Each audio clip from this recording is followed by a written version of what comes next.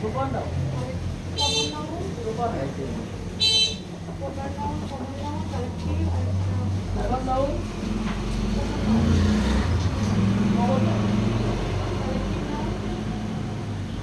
Collective noun আর material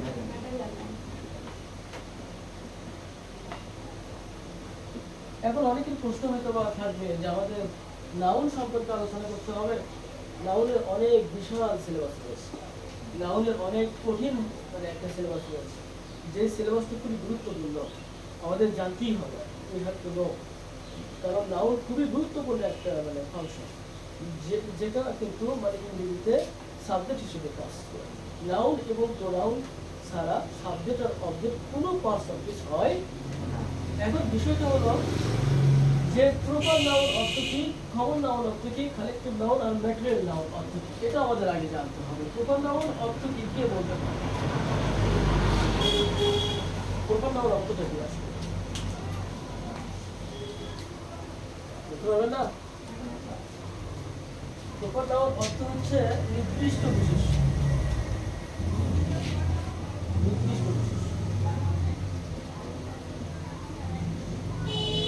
আর common noun অর্থ সাধারণ জাতিবাচক বিশেষ, সাধারণ জাতিবাচক। এগুলো কেন এরকম ভাবে ব্যবহার করা হচ্ছে এগুলো আমি বুঝে দেবো। কালেক্টিভ নাউন অর্থটা কি?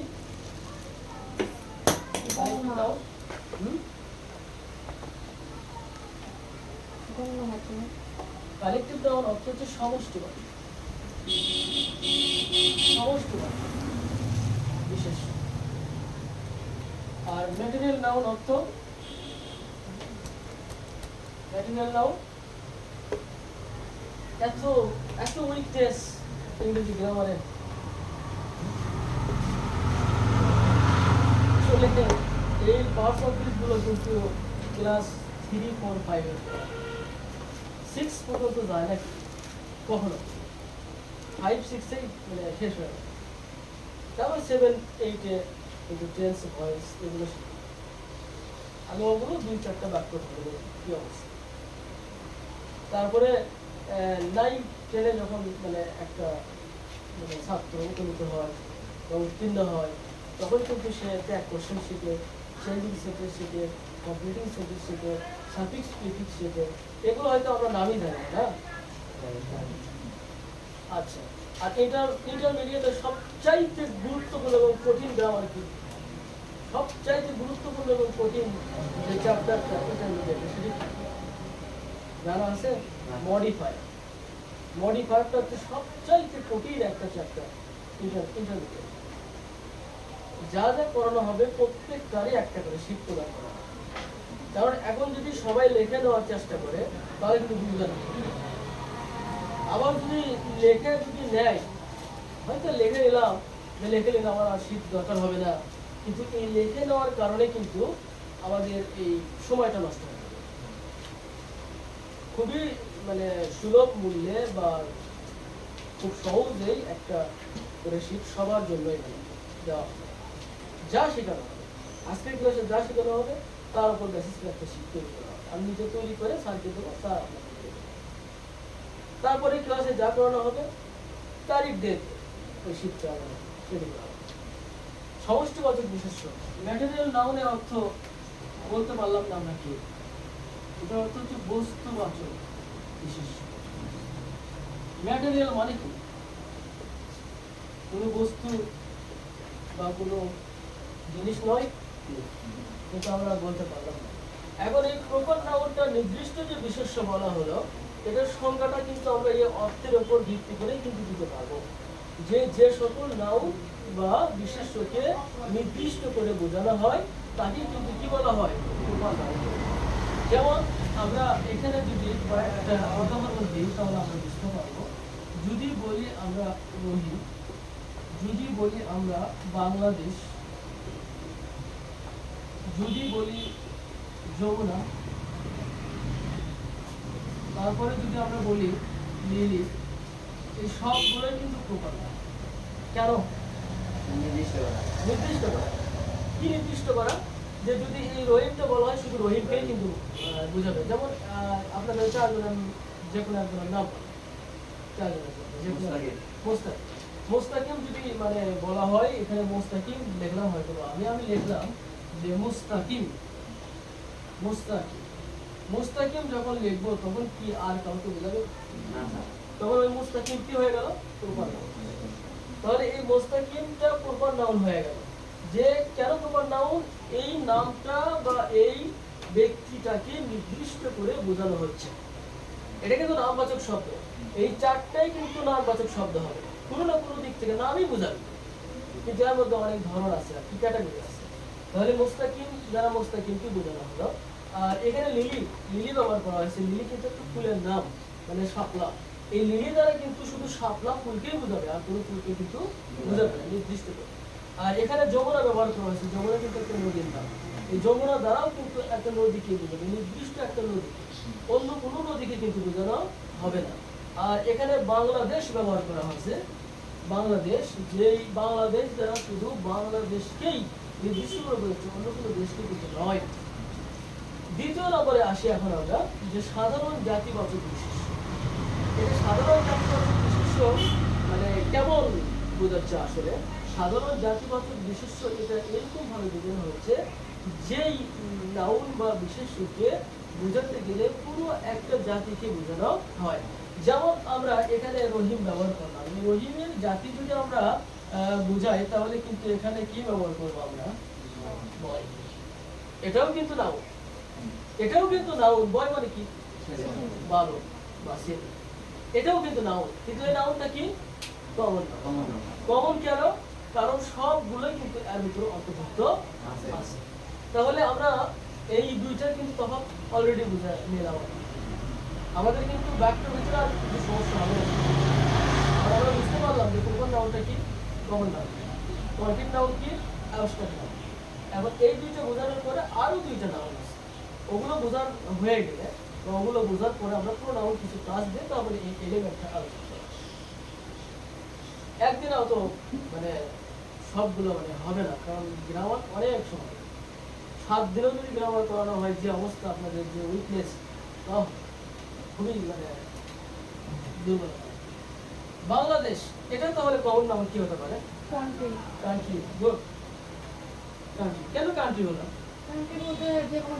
যে কোনো দেশকে বোঝানো হচ্ছে কমন যাচ্ছে। যমুনা, এটাকে কি বলা হবে? বিভাগ।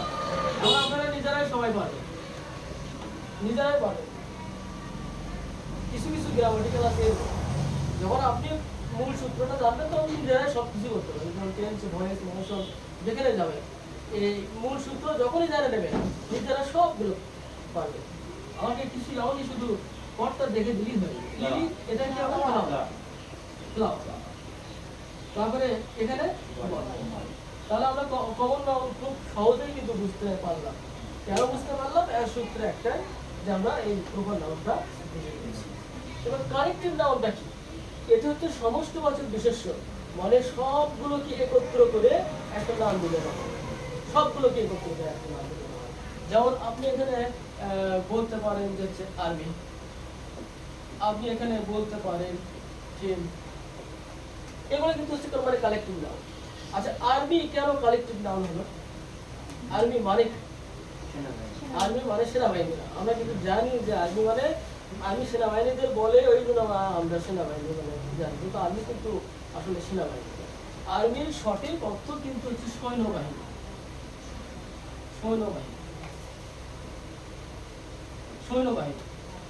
আর টিম, এর সঠিক অর্থ কি জানেন? দল। আচ্ছা বলেন তো, এগুলো কি কোনো নামবাচক না? নামবাচক না। সৈন্যবাহিনী, এটাও কিন্তু একটা নামবাচক। দল, এটাও কিন্তু একটা নামবাচক শব্দ। কিন্তু নামবাচক শব্দ হলেও এই আর্মি বা টিম, এগুলো সমষ্টিবাচক শব্দ। কারণ আর্মি মানে সৈন্যবাহিনী, একটা সৈন্যবাহিনী, কিন্তু ওখানে কিন্তু একজন থাকে না, কমপক্ষে 3 জন, 300 জন, 3000, 3 লক্ষ হতে পারে। টিম কিন্তু মানে একটা দল, একটা দল গঠন করতে গেলে কিন্তু কমপক্ষে 9 জন কিংবা 7 জন সর্বনিম্ন হলে, কিন্তু ওপরে কিন্তু আরো থাকে 11 জন, 15 জন, 17 জন, 20 জন, এগুলো নিয়েও কিন্তু একটা দল গঠন করা যায়।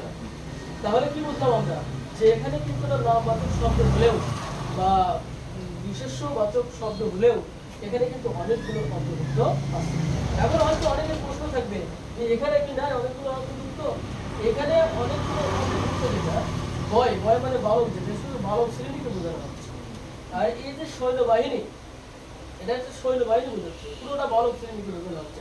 যারা শুধু সৈন্য তাদেরকে সমষ্টিগতভাবে একসঙ্গে বোঝানো হচ্ছে। এরপরে ম্যাটেরিয়াল নাউন। ম্যাটেরিয়াল নাউনের মধ্যে মানে বস্তুবাচক বিশেষ্য, এখানে আমরা বলতে পারি ওয়েল বলতে পারি, তারপরে আমরা ওয়াটার বলতে পারি, তারপরে সল্ট বলতে পারি, তারপর হানি বলতে পারি, যে কোনো কিছু বলতে পারি আমরা। এগুলো সবগুলোই হচ্ছে ম্যাটেরিয়াল। এগুলো কেন ম্যাটেরিয়াল? একটা বস্তু, এগুলো সব কিন্তু ম্যাটেরিয়াল।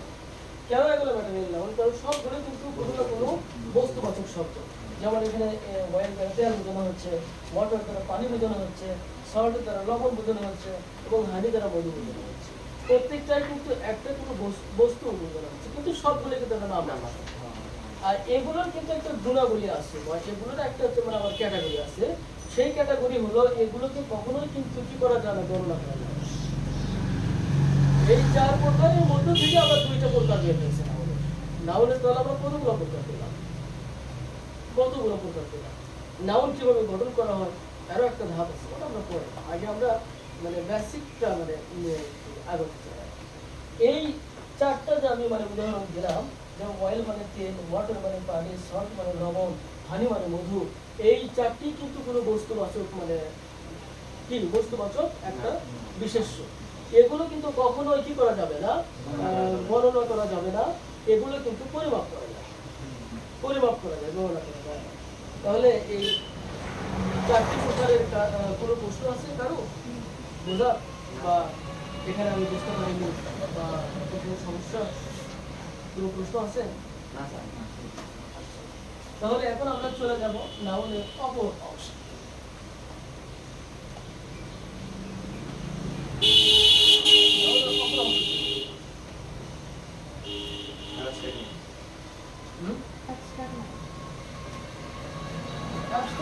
আসলে কোনো প্রকার নেই, ওটা ওইরকমই। ওই abstract noun এর সাথে আসলে মানে তেমন কোনো প্রকার নেই, ওটা বিভক্ত বিশেষ্য, যেগুলো ধরা যায় না, ছোঁয়া যায় না, স্পর্শ করা যায় না, কিন্তু কি করে কোনোভাবে দয়া, মায়া, তারপর নীরবতা, এগুলো মানে হয়ে থাকে। কিন্তু এখন যে গণনাটা দেওয়া হবে সেটা হলো গণনার উপর ভিত্তি করে নাউনটা আবার 2 ভাগে ভাগ করা হয়। তার উপর গণনার উপর ভিত্তি।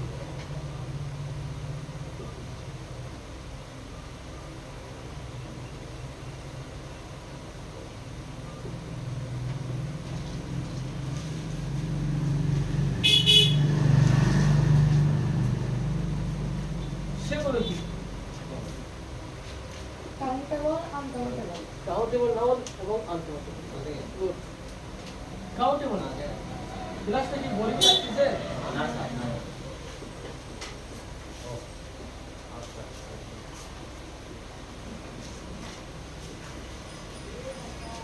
আনকাউন্টেবল গণনার উপর ভিত্তি করে আমরা কিন্তু নাউন আবার 2 ভাগে ভাগ করতে পারি। গণনার উপর ভিত্তি করে নাউন 2 ভাগে যেটা পেলাম আমরা, এক নম্বর পেলাম কাউন্টেবল নাউন, আর দ্বিতীয় নম্বর হচ্ছে আনকাউন্টেবল। কাউন্টেবল নাউন মানে কি? গণনার যোগ্য বিশেষ্য।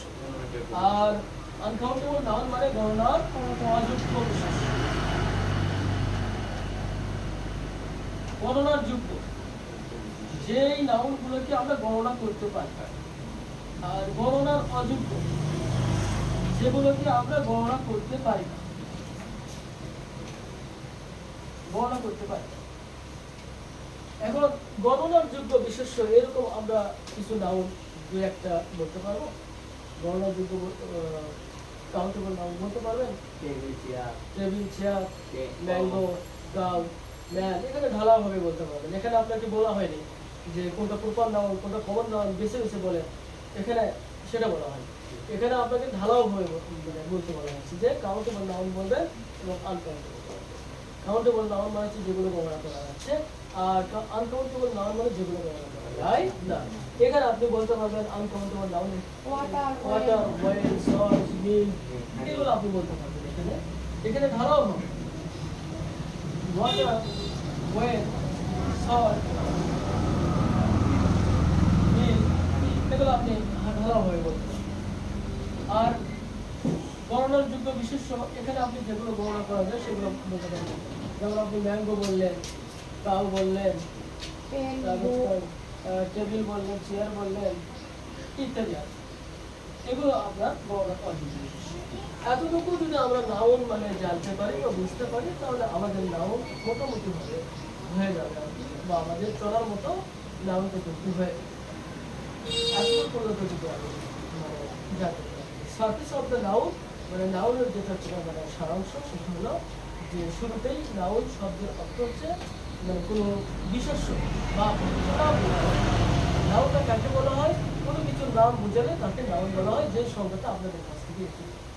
আর এই নাউনটা প্রাথমিকভাবে দুই ভাগে ভাগ করা হয়েছিল, একটা হচ্ছে কর্তৃক নাউন আর দ্বিতীয়টা হচ্ছে অ্যাবস্ট্রাক্ট। কর্তৃক নাউন অর্থ কি? ইন্দ্রিয় গ্রাহ্য বিশেষ্য। আর অ্যাবস্ট্রাক্ট নাউন অর্থ কি? বিমূর্ত বিশেষ্য, মানে যেটার কোনো ধারক মানে কি করা হয়, ধারণা ছাড়া ওটা আমরা ছুঁতে পারি না, স্পর্শ করতে পারি না, কোনো কিছু করতে পারি না। এর পরবর্তীতে মানে যে বিষয়টা চলে আসলো, যে কন্ট্রিক নাউনকে আবার চার ভাগে ভাগ করা হয়। Proper noun, common noun, collective noun এবং ম্যাটেরিয়াল নাউন। প্রপার নাউনটা কি? নির্দিষ্ট বিশেষ্য। কমন নাউন সাধারণ জাতিবাচক বিশেষ্য। কালেক্টিভ নাউন মানে সমষ্টিবাচক বিশেষ্য। আর ম্যাটেরিয়াল নাউন হচ্ছে বস্তুবাচক। এরপরে আমরা যেটা পেলাম সেটা হচ্ছে গণনার উপর ভিত্তি করে নাউনকে আবার দুই ভাগে ভাগ করা হয়। একটা হচ্ছে কাউন্টেবল নাউন, আর একটা হচ্ছে আনকাউন্টেবল নাউন। কাউন্টেবল নাউন কি? যেগুলো গণনা করা যায়, যেমন ম্যাঙ্গো, টেবিল, চেয়ার, বুক, এগুলো। আর আনকাউন্টেবল নাউন মানে যেগুলো গণনা করা যায় না, যেমন ওয়াটার, ওয়েল, সল্ট, মিল্ক ইত্যাদি। এখন আমরা কিছু প্রোনাউনের মধ্যে মানে আলোচনা করবো প্রোনাউন সম্পর্কে। যেহেতু আমাদের সাবজেক্ট এবং অবজেক্ট দরকার, সাবজেক্ট আর অবজেক্ট আমরা ইতিমধ্যেই জেনে গিয়েছি যে এই দুইটা কিন্তু নাউন অথবা প্রোনাউন থেকে হয়ে থাকে। সাবজেক্ট এবং অবজেক্টটা কিন্তু নাউন এবং প্রোনাউন ছাড়া অন্য কোনো পার্টস অফ স্পিচ কিন্তু হবে না। এই দুইটা কিন্তু অবশ্যই নাউন অথবা প্রোনাউন থেকেই গঠিত। আবার প্রোনাউনটা কি আসলে? প্রোনাউনটা কি? সর্বনাম। সর্বনাম। নামের পরিবর্তে যেগুলো ব্যবহার করা হয় সেগুলো সর্বনাম। নামের পরিবর্তে যেগুলো ব্যবহার করা হয় সেটা হচ্ছে সর্বনাম। প্রোনাউন। এটা এটা কত নম্বর প্রকার? পার্টস অফ স্পিচের 2 নম্বর। এটার অর্থ হচ্ছে দাঁড়ালো সর্বনাম এবং সংজ্ঞাটা দাঁড়ালো যে নাউনের পরিবর্তে।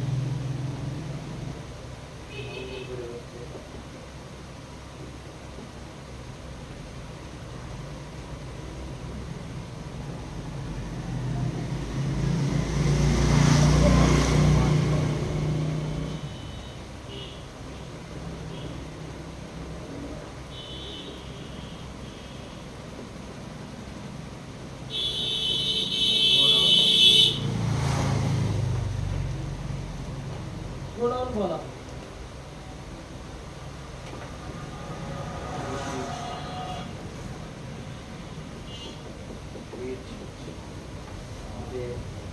ইত্যাদি। এই প্রোনাউনের কিন্তু অনেক প্রকার রয়েছে। তাহলে আমরা কি বুঝতে পারলাম? আমরা প্রথমে বুঝতে পারলাম যে প্রোনাউনের অর্থ কি। প্রোনাউনের অর্থ দাঁড়ালো সর্বনাম এবং এটা পার্টস অফ স্পিচের দ্বিতীয় নম্বর প্রকার। নাউন বা বিশেষের পরিবর্তে যে সকল ওয়ার্ড বা শব্দ ব্যবহার করা হয় তাকে কিন্তু কি বলা হয়? প্রোনাউন বলা হয়। যেমন কয়েকটা উদাহরণ ব্যবহার করা হয়েছে, শি, হি, ইট, দে ইত্যাদি। প্রোনাউনের অনেকগুলো প্রকার রয়েছে, তার মধ্যে এক নম্বর যে প্রকার আছে সেটা হচ্ছে পার্সোনাল প্রোনাউন। কি প্রোনাউন? Personal pronoun. এই পার্সোনাল প্রোনাউন থেকে কিন্তু পার্সনের উৎপত্তি। পার্সোনাল প্রোনাউন থেকে ডাইরেক্টলি পার্সনের উৎপত্তি। এখন বিষয়টা হচ্ছে এই পার্সোনাল প্রোনাউন সম্পর্কে আমরা জানবো এবং এই পার্সোনাল প্রোনাউনই কিন্তু সাবজেক্ট এবং অবজেক্ট হিসেবে ব্যবহার করা হয়।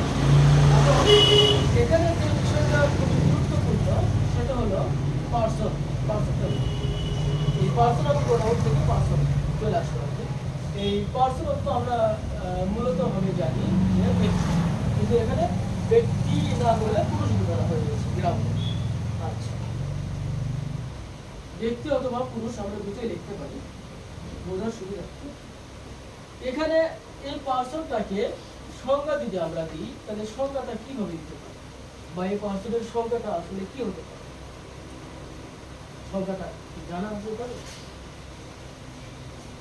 পার্সনের সংজ্ঞাটা হচ্ছে যে বাক্যে বা সেন্টেন্সে যাকে আশ্রয় করে বা যাকে নিয়ে বা যার মাধ্যমে কোনো কাজ করা হয় তাকে কিন্তু পার্সন বলা হয়। এখন এই পার্সনটা তিন ভাগে বিভক্ত করা হয়েছে। এক নম্বর হচ্ছে ফার্স্ট পার্সন, দ্বিতীয় নম্বর হচ্ছে সেকেন্ড পার্সন, আর তৃতীয় নম্বর হলো থার্ড পার্সন। একটা বাক্য আছে, একটা না হাজার হাজার বাক্য আছে, যে বাক্যগুলো আমরা কখনোই হচ্ছে মানে আজ পর্যন্ত কখনো এই বাক্যগুলোকে মানে কি করতে পারি ভাঙিয়ে নিতে পারি। আমরা কিন্তু সচরাচর ভাবে বলে যাচ্ছি যে আই লাইক ইউ, তারপরে আমরা আরেকটা যেটা বলি ওটা আর বললাম না। কিন্তু আমার প্রশ্ন হচ্ছে যে আই লাইক ইউ কি আমরা বললাম, এর অর্থটা কি বলি আমরা, অর্থটা কি বলি? আমি তোমাকে পছন্দ ইউ মানে কি? ইউ মানে তুমি তাহলে ওখানে তোমাকে হবে না। অবজেক্ট অবজেক্ট হলে কি তোমাকে হবে? মানে এরও তো একটা নিয়ম আছে তাই না? এর একটা নিয়ম নাই। যেমন এই যে একটা বাক্য ব্যবহার করলাম, বাক্য ব্যবহার করলাম, এটা কি বাক্য? ইট ইজ রেইন অর্থ কি? বৃষ্টি বৃষ্টি, বৃষ্টি হচ্ছে, বৃষ্টি হচ্ছে। আচ্ছা, বৃষ্টি হচ্ছে আমাদের সাবজেক্ট কোনটা অবজেক্ট কোনটা? সাবজেক্ট সাবজেক্ট ইট কেন হবে? এর আগে তো কোনো সাবজেক্ট উল্লেখ নেই, মানে তো ইহা, এর আগে তো ইহা লেখা নাই যে ইহা বৃষ্টি হচ্ছে। কখনো ভাবছি আমরা, কখনো মানে এগুলো নিয়ে চিন্তা ভাবনা করছি আসলে আসলে কোথায় থেকে, কিন্তু আমরা সচরাচর ভাবে বলে দিচ্ছি যে বৃষ্টি হচ্ছে, ইংরেজি কি? যদি বলি আমরা যে আমার একটি গরু আছে, তাহলে আমরা কি বলি? I have a cow I মানে কি? আমি আছে একটি গরু, হচ্ছে না? আমি আছে একটি গরু, তাহলে আমার কেন বলবো আমি? আয়ের অর্থ কেন আমি আমার বলবো কেন? কতগুলো কিন্তু প্রশ্ন এখানে আসে যে আই হ্যাভ এ কাউ এর অর্থ কিন্তু আমার একটি গরু আছে, এটাই কিন্তু সঠিক, এই বাক্যটাই কিন্তু সঠিক এবং এর অর্থই কিন্তু বলতে হবে। আমি একটি গরু আছে বলা যাবে না কিন্তু। এবং এখানে আমার ইংরেজি মায়ও কিন্তু ব্যবহার করা যাবে যে মাই হ্যাভ এ কাউ না, আই হ্যাভ এ কাউ কিন্তু ব্যবহার করতে হবে। কিন্তু বিষয়টা তা না, বিষয়টা এটাই যে এখানে আই মানে আমার হলো কেন। তারপরে আরো অনেক বাক্য আছে, যেমন ধরেন আমি এই বাক্যটা সচরাচর ভাবে সবাই জানা, এটা কি ব্যবহার করলাম? আই অ্যাম স্টুডেন্ট মানে কি? আমি একজন ছাত্র আমি একজন ছাত্র, আমি একজন ছাত্র। আচ্ছা, এর ভিতরে সাবজেক্ট কোনটা, ভার্ব কোনটা, অবজেক্ট কোনটা? আমি একজন ছাত্র। বাংলাতে বাংলাতে কোনটা মানে সাবজেক্ট কোনটা? আমি হচ্ছে সাবজেক্ট, আমি সাবজেক্ট, ছাত্র হচ্ছে অবজেক্ট, ছাত্র অবজেক্ট, আর ভার হচ্ছে একজন। ভার্ব তো একজন হয় না, ওটা তো article. A and the article না? হ্যাঁ আর্টিকেল তিনটি, এ এন্ড দা। তাহলে এখানে ভার্ব কই? ভার্ব কোথায়? আমি ওই একজন ছাত্র বলে ওখানে এর মানে তো হল। এখানে একটা ভার্ব লুকে আছে যে হওয়া, হ্যাঁ হওয়া লুকে আছে, যে আমি হয় একজন ছাত্র, হওয়া কথাটা লুকে আছে। কিন্তু এই হওয়া কথাটা কি করা হয় না, বলা হয় না। কিন্তু ইংরেজিতে কিন্তু ভার্ব লাগবে। আমি বলে দিছিলাম কিন্তু এই শুরুতে যে সাবজেক্ট, ভার্ব এবং অবজেক্ট। যদি অবজেক্টটা নাও থাকে, সাবজেক্ট এবং ভার্ব কিন্তু আমরা দরকার, তাছাড়া আমি বাক্য গঠন করতে পারবো। যেমন ধরেন বৃষ্টি হচ্ছে, এখানে কিন্তু কোনো অবজেক্ট নেই, there is no object at the end of the sentence, মানে এই বাক্যর শেষে কিন্তু কোনো অবজেক্ট নেই। কিন্তু অবজেক্ট না থাকলে কি হবে? এখানে কিন্তু আমরা সাবজেক্ট এবং ভার্ব ঠিকই আসছে। কিন্তু বিষয়টা এটা না, বিষয়টা হচ্ছে রেইনিং। রেইনিং মানে কিন্তু বৃষ্টি হচ্ছে, রেইনিং মানে কিন্তু কি হচ্ছে? বৃষ্টি হচ্ছে। এখানে কিন্তু ইজ এবং ইটটা আমরা কোথায় থেকে নিয়ে আসলাম? এটাই হচ্ছে আমার প্রশ্ন। সাবজেক্টের গঠন অনুসারে সাবজেক্টের গঠন অনুসারে সেন্টেন্সের গঠন অনুসারে সেন্টেন্সের গঠন অনুসারে আমরা ওখানে ইজ এবং ইট নিয়ে আসলাম, কিন্তু প্রশ্ন হচ্ছে ইট তো আনার কোনো এখানে মানে অধিকারই নেই আমার, ইট কেন আনলাম? কারণ এখানে তো ইটের জন্য কোনো ইহা লেখা নেই, ভাইয়ের ভেতরে কোনো সাবজেক্টই নেই, শুধু বাক্যটা বলা হয়েছে বৃষ্টি হচ্ছে। ইটটা আমি কই পাইলাম, বা ইটটা আমি কেন আনলাম, বা ইটটা আনার প্রয়োজনীয়তা কি, বা ইট আনলাম এটা কোথায় থেকে পেলাম আমি? অনেকগুলো প্রশ্ন এখানে এসেছে। উত্তর জানা আছে। যখন কোনো বাক্যে সাবজেক্ট থাকে না, যখন কোনো বাক্যে কি থাকে না, তখন পার্সোনাল সাবজেক্ট হিসেবে ইট কিন্তু ব্যবহার হয়ে থাকে। এটা হচ্ছে গ্রামার। আমি শুরুতে বলেছিলাম যে প্রোনাউনের অনেকগুলো প্রকার আছে, এই প্রথম প্রকারটা কিন্তু পার্সোনাল প্রোনাউন। সেই পার্সোনাল প্রোনাউন থেকে কি বের হয়েছে? পার্সন। এই পার্সনটা যদি আমরা জানতে পারি তাহলে আমরা কিন্তু আরো এক ধাপ এগিয়ে যাব, এবং এই পার্সন যারা খুব সহজ হয়ে যাবে তখনই যখন একটা সূত্র আমরা ফলো করব। ওকে, এখন বিষয়টা হচ্ছে তাহলে এই বাক্যগুলোর কি সমাধান হলো? সবগুলো এটার সমাধান হলো যখন কোনো বাক্য মানে সাবজেক্ট থাকে না, যখন কোনো বাক্যে তখন পার্সোনাল সাবজেক্ট হিসেবে ইটকে নিয়ে আসা হবে। আর ইট আনার পরে এখানে ইসটা কেন হলো?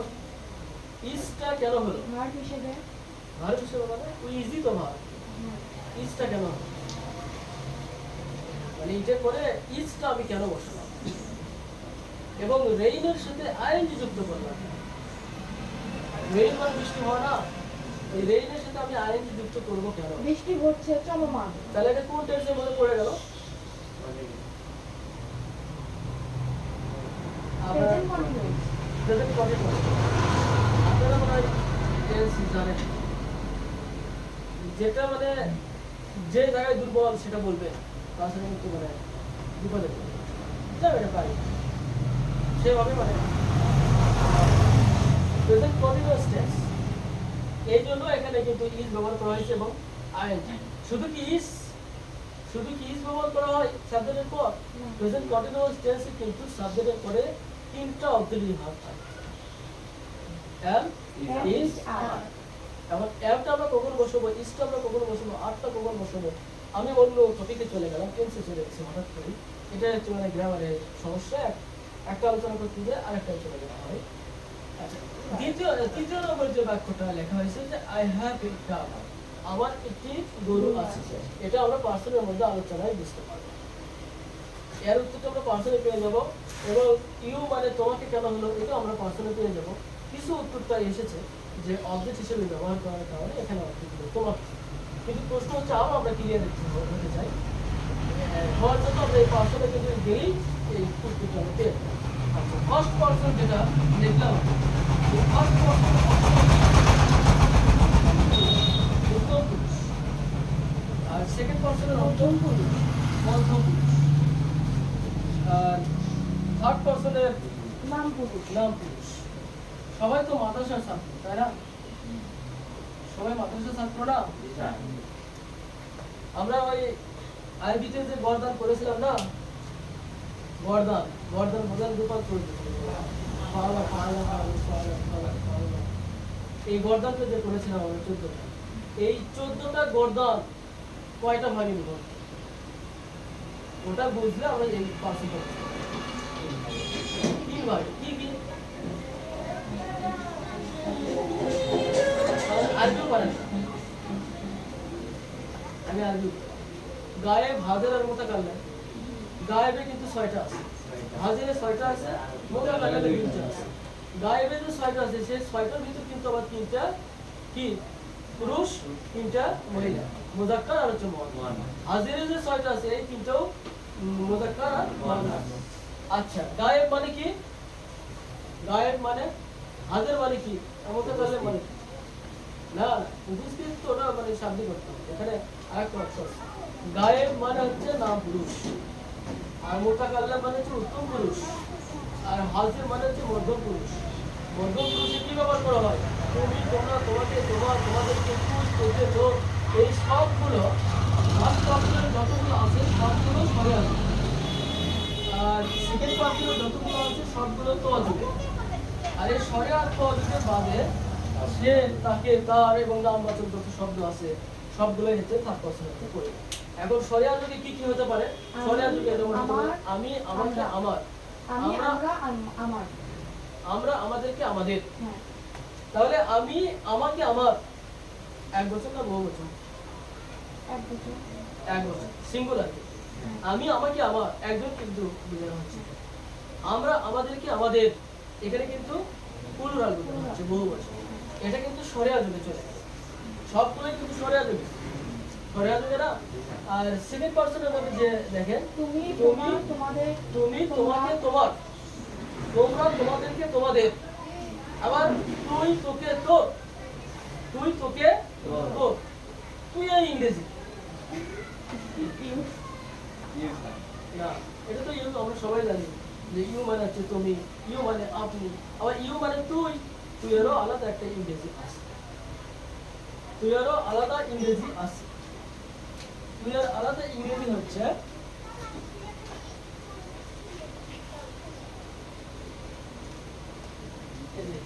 দাও, দাও মানে হচ্ছে তুই, দি, দি মানে হচ্ছে তোকে, দাই, দাই মানে হচ্ছে তুই, তোকে, তো। এইগুলো কিন্তু সেকেন্ড পার্সন। এগুলো কি পার্সন? Second person. তুই, তোকে, তোর এটাও কিন্তু ব্যবহার করা হয়, বহুল ভাবে ব্যবহার করা হয় অনার্স লেভেলে কবিতায়, বহুল প্রচুর ব্যবহার করা হয়। তাহলে স্বরেয়া যুগে বুঝলাম আমরা, ক যুগে বুঝলাম। এখানে একটা ব্যাপার আছে যে স্বরেয়া যুগে যে আমরা মানে আলোচনা করলাম যে আমি, আমাকে, আমার, আমরা, আমাদেরকে, আমাদের, এই দুইটার মধ্যে কিন্তু আমরা সিঙ্গুলার প্লুরাল পেয়ে গেলাম। আর এই ত যুগে যেটা তুমি, তোমাকে, তোমার, তোমরা, তোমাদেরকে, তোমাদের, তুমি, তোমাকে, তোমার, তোমরা, তোমাকে, তোমাদের, এই যে মানে ছয়টা পেলাম আমরা। এই তুমির ইংরেজি যদি ইউ হয়, তোমরার ইংরেজিও কিন্তু ইউ। এখানে কিন্তু সিঙ্গুলার এবং প্লুরাল কিন্তু একই। তোমাকে ইংরেজি যদি ইউ হয়, তাহলে তোমাদেরকে আর ইংরেজিও কিন্তু ইউ। এটা আমি বুঝতে চাচ্ছি যে এই সেকেন্ড পার্সনে কিন্তু কি নেই, সিঙ্গুলার এবং প্লুরাল আলাদাভাবে ব্যবহার করা হয়, সিঙ্গুলার এবং প্লুরাল একইভাবে ব্যবহার করা হয়। ওটাই সিঙ্গুলার, ওটাই প্লুরাল। তৃতীয় নম্বরে যেটা থার্ড পার্সন, সেটা হচ্ছে কি, যেমন হি, শি, ইট এবং নামবাচক শব্দ। ভালো করে একটু মনোযোগ দিয়ে বুঝতে হবে আমাদের। হি, শি, ইট এবং নামবাচক শব্দ, এই চারটে হচ্ছে সিঙ্গুলার, নাম পুরুষ। আর যে হচ্ছে প্লুরাল, এটাও কিন্তু নাম পুরুষ। যেমন আমি বুঝাই দিচ্ছি খুব ভালোভাবে।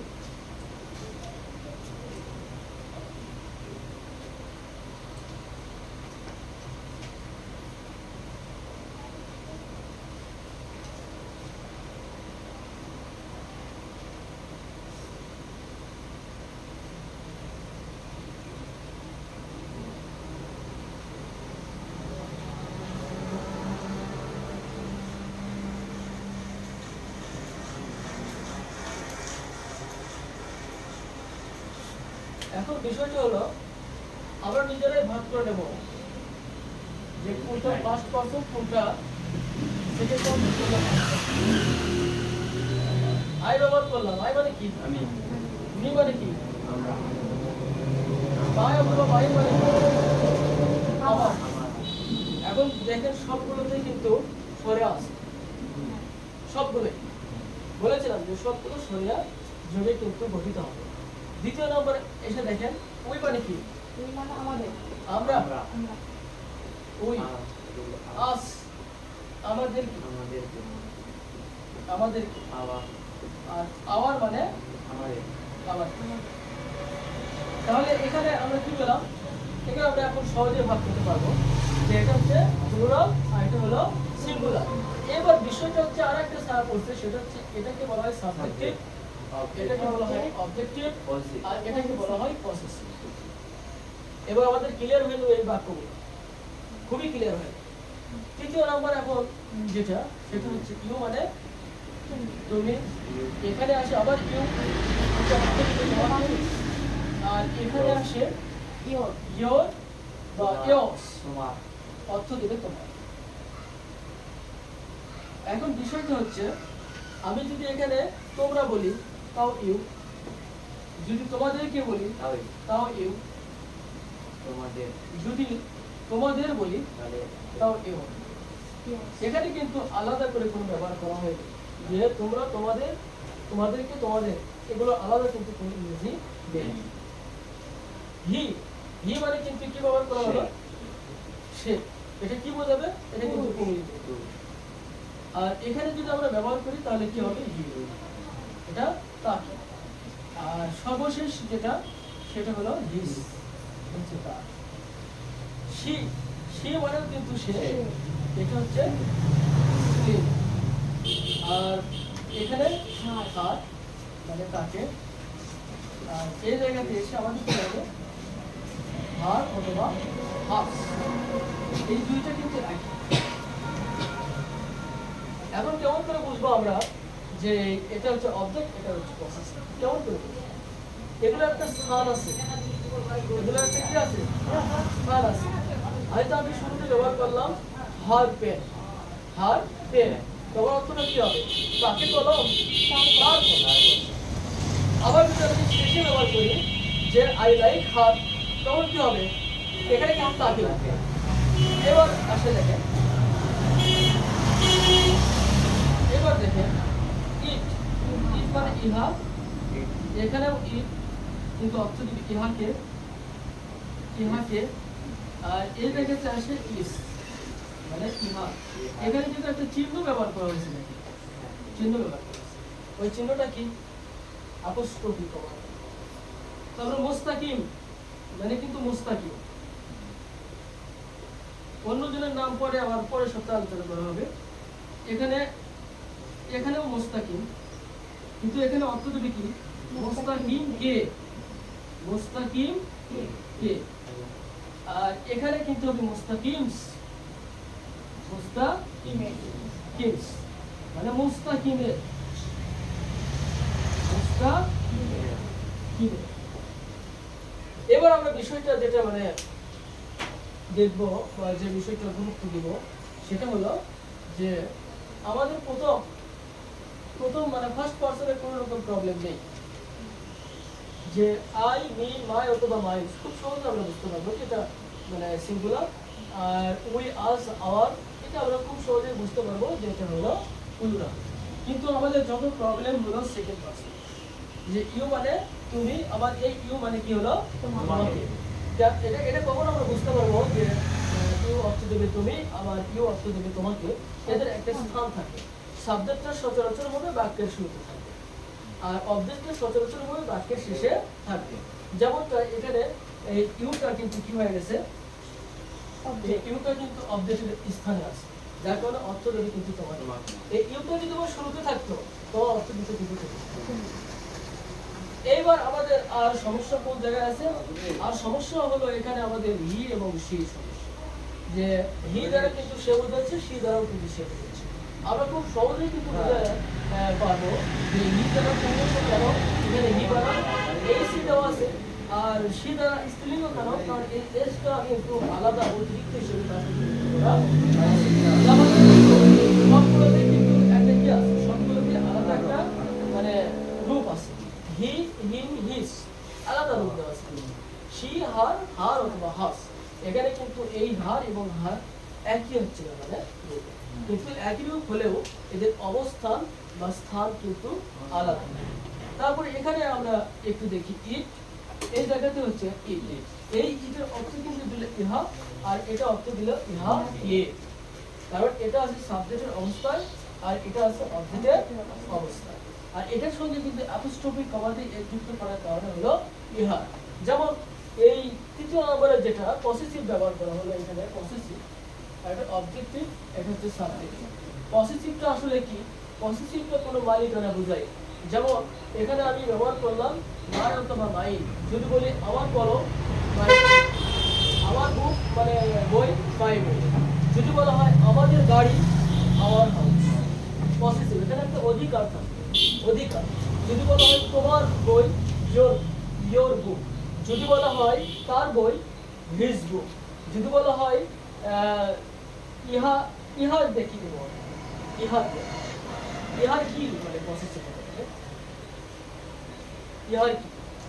ইহার থেকে তৈরি, ইহার থেকে কিন্তু মানে দিতে পারি আমরা যে ইহার তৈরি বা ইহার মানে কি গঠন, যেগুলো আমরা দিতে পারি, ইটস স্ট্রাকচার, ইটস ইনক্লুড, এগুলো আমরা কিন্তু বলতে পারি।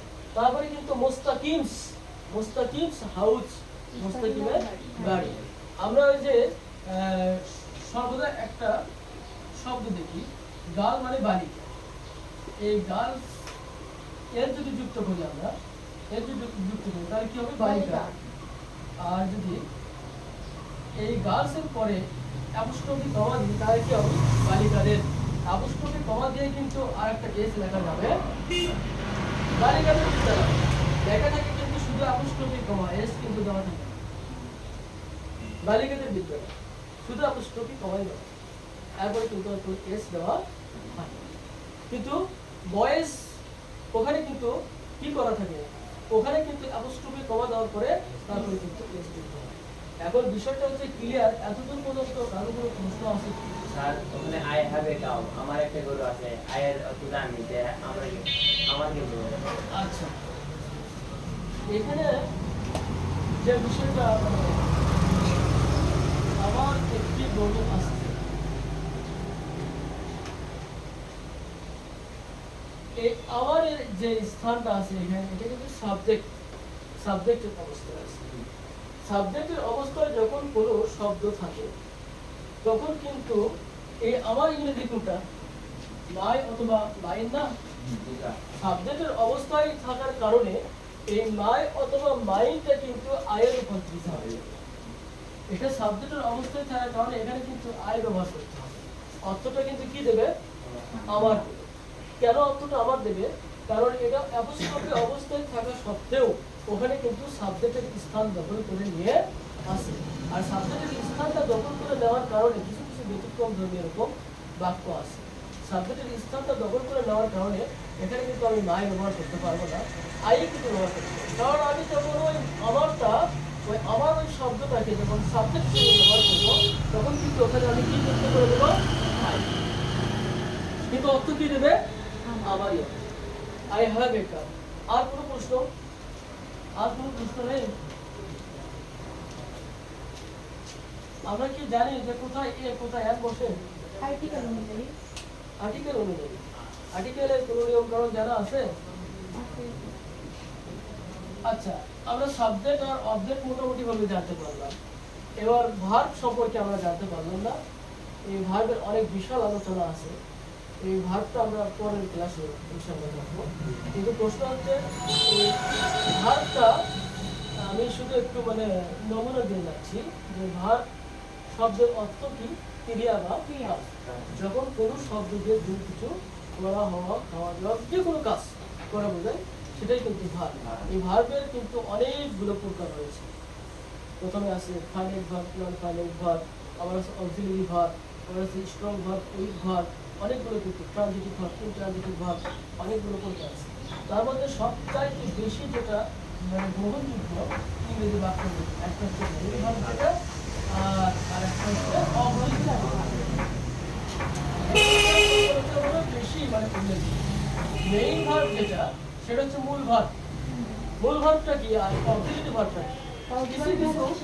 কিছু কিছু মানে শব্দ আছে যেগুলো কিন্তু অক্সিলারি ভার্ব হিসেবে ব্যবহার করা হয়, বা কিছু কিছু ভার্ব আছে যেগুলোকে আমরা অক্সিলারি ভার্ব হিসেবে ব্যবহার করি, আর কিছু কিছু ভার্ব আছে যেগুলো মেইন ভার্ব হিসেবে ব্যবহার করা হয়।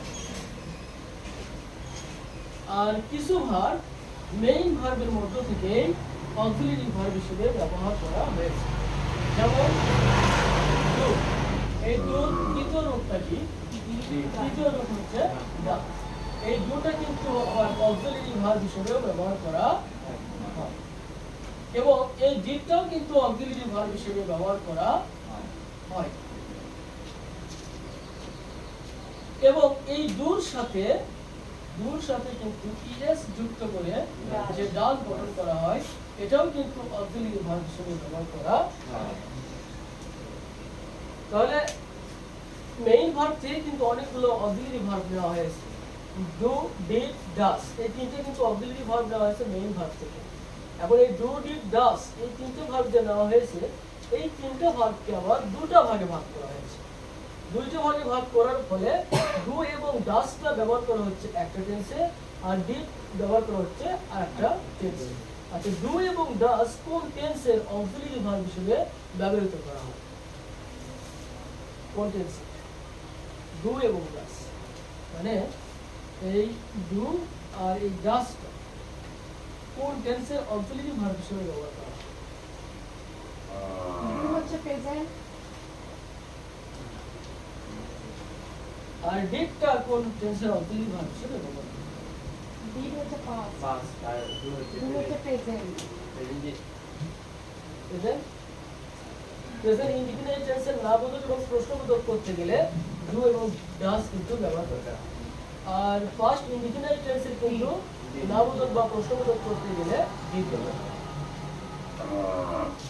ভার্বের অনেকগুলো নিয়ম কানুন আছে এবং অনেকগুলো ভার্ব আমাদের জানতে হবে। একটা করে ভার্বের তিনটে করে রূপ আছে, সেগুলো আমাদের জানতে হবে। আর সবচাইতে বড় বিষয়, যেটা উল্লেখযোগ্য বিষয়, এটা হলো আমাদের টেন্স, ভয়েস, ন্যারেশন, এগুলো আমাদের প্রচুর পরিমাণে জানতে হবে, নাহলে আমরা কোনো গ্রামারই পাই না।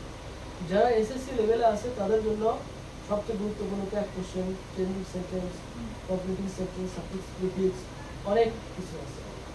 আর যারা ইন্টারমিডিয়েটে আছে তারা কীভাবে এগুলো পার করে গেছে আমরা জানবো। তাদের জন্য মডিফায়ারটা খুব বেশি মানে উল্লেখযোগ্য একটা বিষয়, খুবই গুরুত্বপূর্ণ বিষয় আর কি। তো যাই হোক, এতদূর যা আলোচনা করা হলো, এর ভিতরে কারো কোনো মন্তব্য বা কোনো প্রশ্ন আছে? কোনো প্রশ্নই নেই? প্রশ্ন যদি না থাকে তাহলে কিছু শেয়ার।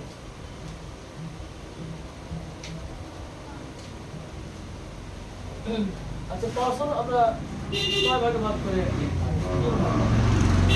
তিনটা ভাগ। First person, second person, third person. First person যে বলা হলো, মানে কিভাবে গঠিত হয়?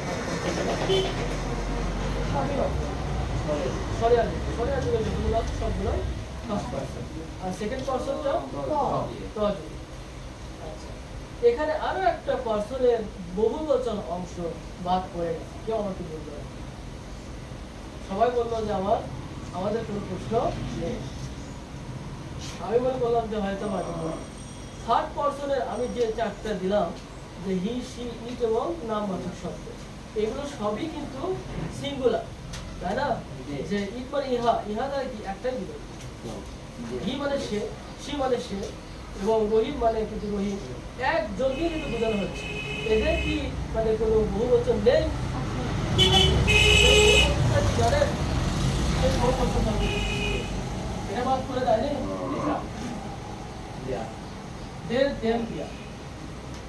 তাহারা, তাদেরকে, তাদের। এখন আমরা পার্সন কিভাবে এক কথায় বা বেসিক ফর্মুলায় মনে রাখতে পারবো? আমাদের কখনো আর মানে বলতে পারবো না কখনো, আমরা সবসময় এটা মাথার মধ্যে রাখতে পারবো। একটা সূত্র আছে, আমি আপনি মানে পৃথিবীতে যাকে যাকে সব থার্ড পারসন। এটা সূত্র কি, যে আমরা এখানে যতগুলো মানে উপস্থিত আছি, যেমন আমি যদি আমাকে বুঝাই তাহলে কি হবে? আই, মি, মাই অথবা মাই। যদি বোঝাই আমরা তাহলে উই, আস, আওয়ার বা আওয়ার্স। যদি বলা হয় তুমি তাহলে কি হবে? You, your. যদি বলা হয় সে তাহলে শি, হার, হার। যদি বলা হয় সে, হি, হিম, হিস। যদি বলা হয় ইহা, ইট, ইটস। যদি বলা হয় তাহারা, দে, দেয়ার। পার্সন শেষ। পার্সন শেষ। আমি আপনি মানে যতগুলো আছে সবগুলো থার্ড পার্সন। আর আমরা যখন পার্সনের ভাগগুলো জানতে চাইবো তখন এই সূত্রটা আমরা প্রয়োগ করব, যে আমি আমাকে নিজেকে বোঝানোর জন্য আই, মি, মাই অথবা মাই। আর আমাদের সবাইকে বোঝানোর জন্য উই, আস, আওয়ার, আওয়ার্স। আর তোমাকে বোঝানোর জন্য বা আমি একে বললাম যে তুমি, ইউ, ইয়োর। You, your. আর যদি বলা হয় সে, হি, হিম, হিস। যদি বলা হয় সে, শি, হার, হার। যদি বলা হয় তাহারা, দে, দেম, দেয়ার। যদি বলা হয় ইহা, ইট, ইটস। ওকে, তো আজকের মতো এই পর্যন্ত, নাকি আর কোনো প্রশ্ন আছে? ভালো চালিয়ে নিয়ে যাবো। কাজ দেন স্যার। সময়টা আসলে আমাদের একটু সমস্যা। এখন কিছু হোমওয়ার্ক আপনারা নেন।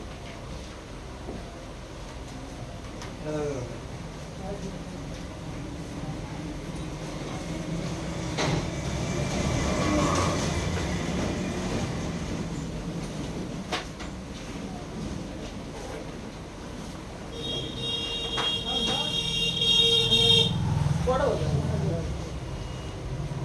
সময় আছে আরো? না এখন না, সময়টা তো হয়ে গেছে।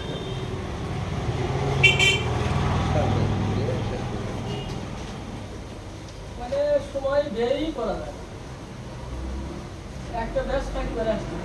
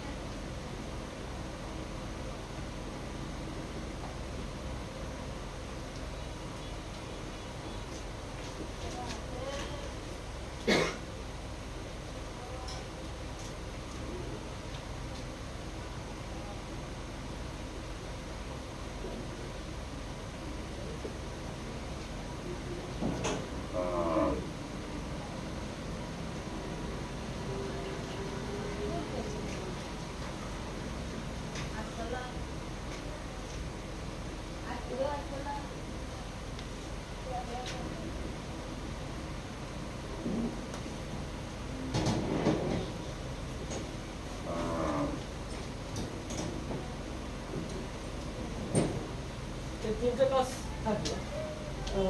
বুঝতে পারলেন প্রশ্নগুলো ইংরেজিতে সবগুলো? হ্যাঁ প্রথম প্রশ্ন হচ্ছে হোয়াট ইজ নাউন? নাউন কি? Noun types of for give noun. Noun কত ভাগে বিভক্ত কি কি? গিভ এক্সাম্পল, উদাহরণ সহ আজকের পড়ার মধ্যে থেকে কিন্তু কাজ করে বলছি। দ্বিতীয় নম্বর হোয়াট ইজ পারসন? পারসন কি? How many kinds of person? মানে পারসন কত প্রকার কি কি? গিভ অ্যান এক্সাম্পল, মানে একটা উদাহরণ দিতে হবে। এটাও আজকের পড়াই। আর হোয়াট ইজ সেন্টেন্স? সেন্টেন্সটা কাকে বলা হয়? How many kinds of sentence as the meaning? অর্থ হিসেবে সেন্টেন্স কত প্রকার কি কি? গিভ অ্যান এক্সাম্পল, উদাহরণ সহ। আচ্ছা, অর্থ হিসেবে সেন্টেন্স কত ভাগে বিভক্ত এটা আমাদের জানা আছে? সেন্টেন্সটাকে দুই ভাগে ভাগ করা হয়। একটা হচ্ছে গঠনের উপর ভিত্তি করে, আর একটা হচ্ছে অর্থের উপর ভিত্তি করে। গঠনের উপর ভিত্তি করে সেন্টেন্স তিন প্রকার: কমপ্লেক্স, সবচাইতে কঠিন এই তিনটা নিয়ম। সিম্পল, কমপ্লেক্স, যেটা আমরা সব শেষে শিখবো। আর প্রথমে আমরা যেটা শিখবো সেটা হচ্ছে অ্যাসার্টিভ, ইম্পারেটিভ, ইম্পারেটিভ। এই পাঁচটা প্রকার আমরা এরপরের ক্লাসে শিখবো ইনশাআল্লাহ। আমি আজকে যত পড়াই দিলাম এর উপর ভিত্তি করে একটা শীট আমি প্রয়োগ করে দেবো ইনশাআল্লাহ। আর পরের ক্লাসে সেন্টেন্সের এই পাঁচ প্রকার আমাকে মনে করে দেবেন। সেন্টেন্সের যে পাঁচটা প্রকার আছে ওই পাঁচটা প্রকার আলোচনা করে আমরা মূল অংশে চলে যাবো এরপরের ক্লাসে। ওকে, গুড বাই এভরিওয়ান।